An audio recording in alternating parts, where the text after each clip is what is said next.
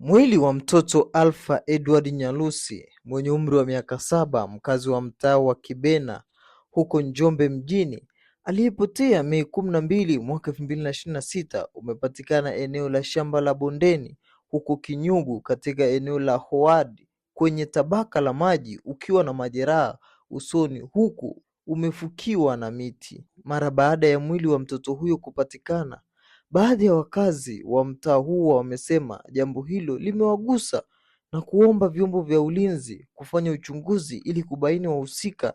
waweze kuchukuliwa hatua mapema iwezekanavyo. Mwenyekiti wa mtaa wa Kibena Hospitali Wilfred Kayombo amesema baada ya kupata taarifa ya kupotea kwa mtoto huyo waliendelea kumtafuta bila mafanikio mpaka walipomkuta siku ya jana Mei 17